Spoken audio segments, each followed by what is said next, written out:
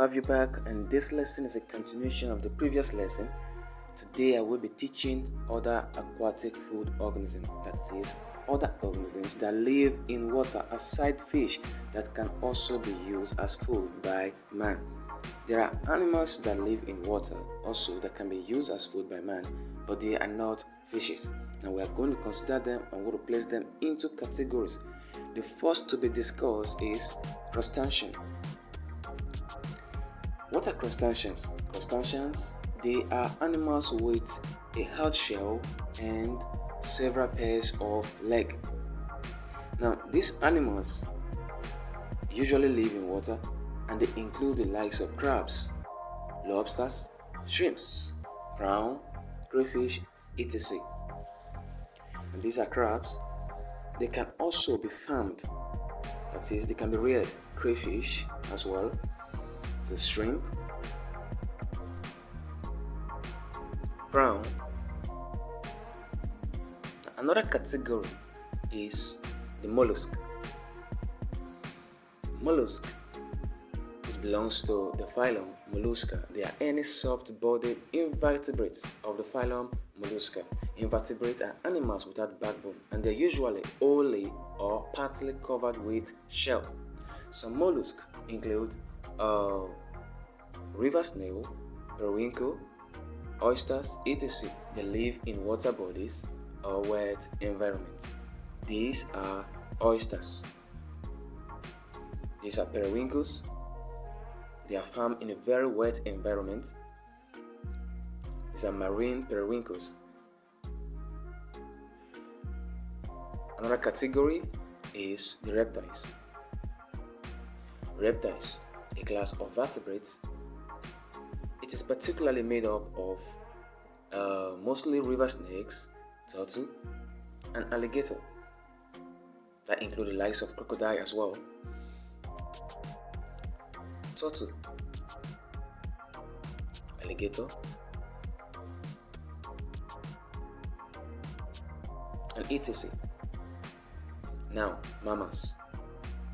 I know you might be thinking, are there mammals in water bodies? Of course, they are. These are warm-blooded animals that breastfeed their young ones. That is, they are able to control their own body temperature and they feed their young with breast milk. Now, there are terrestrial mammals and there are equally aquatic mammals. Oh, you're probably thinking, are there aquatic mammals? Yes, there are. And the first on the list is hippopotamus. Hippopotamus is a mammal that lives partly on land and partly in water. It is regarded as a semi-aquatic animal. The dolphins, though they look like fish, but they are not fish. They are mammals. That is, they give birth to their young alive and they breathe in the air. Now let's practice some common types of fishes and their scientific names. Catfish, Heterobranchus species.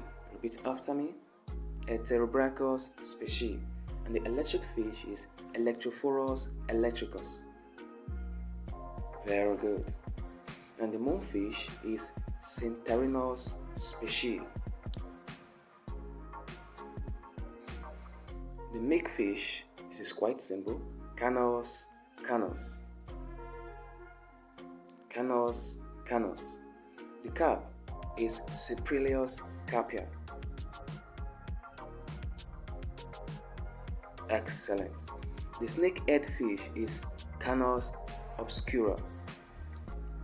Canos obscura. Very good. Mullet is Mogil species. It's a Mogil species. And the trunkfish is Gymnacus niloticus. Gymnacus niloticus. The mudfish is Clarias species. And finally, tilapia is Saroterodon niloticus. Very good. Now the uses of fish and fish products. Fish are used for food. Of course, that is the primary purpose. If you asked, I believe that will be the first point you will list. Now, Fishes are cultivated primarily for the production of food for man, but they are equally used for other purposes. And the second point is it serves as a source of income to the fish farmers. Yes, anybody that is engaged in the production of fishes gets income from it.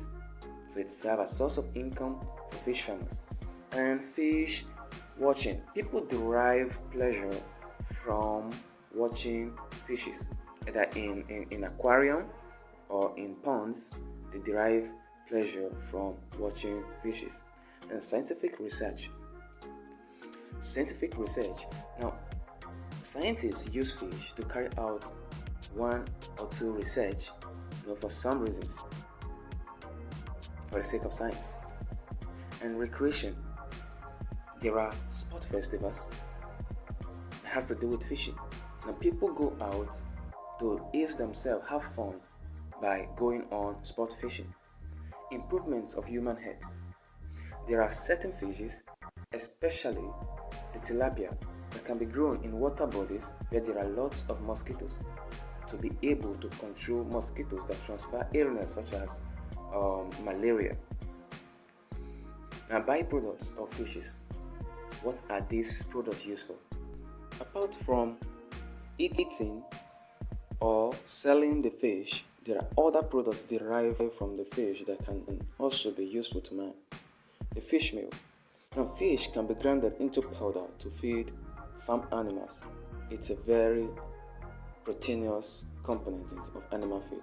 Then fish oil. Fish oil is also derived from fishes for industrial uses. The fish manure. Now, fish that decomposes or their products that are no longer useful can be collected together and used to fertilize crops. It serves as manure.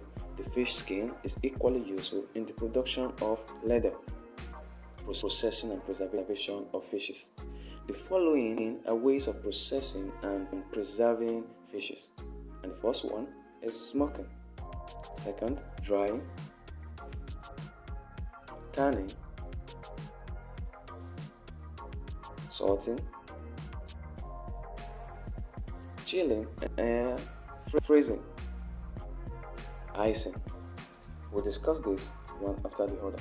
Smoking. This is a smoking operation inside. The fishes are exposed to smoke. This helps to preserve it and also helps to improve the taste. Drying. Fishes can be dried directly under the sun in the local way, or machines can be used to dry them in the industry. Canning. Fishes can be put into cans or in local cans like this at home. Salting is a way of applying salt to fish. Now you can slice the fish before you apply the salt, such as this, or whole fish can be put in a baker and salt will be added onto them. Freezing or chilling. This is a way of preserving fishes by subjecting the fish to a very low temperature, which results in the solidification of the fish. Icing. Fishes that are not meant to be used immediately can be preserved to some extent by putting ice on them. Now, what are the factors to consider in sighting a fish pond? When you decide to sight a fish pond, what are the things you need to look at? What are the considerations? Now, we are going to discuss them one after the other. The first on the list is the topography of the land.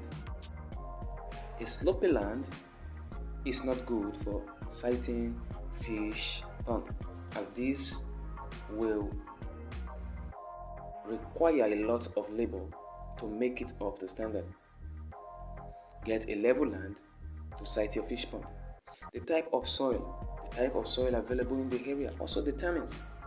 Clay soil are particularly suitable for the sighting of fish ponds, as this helps to retain water. less vegetation in the area. Ensure there are less vegetations in the area. This helps to reduce the cost of cultivating and establishing the pond. That is, you need to clear bush, you need to clear the forest before you can establish pond. Availability of water. Of course, you already know fishes are aquatic animals, and as such they require a high volume of water. So site your pond in area where there is access to good water supply. Availability of feed. There are natural food that fishes do eat. So site your pond in a place where they can grow naturally. Aside that, it will reduce the cost of feeding them. Now the nearness to market. Is the fish farm closer to market? The closer it is, the better.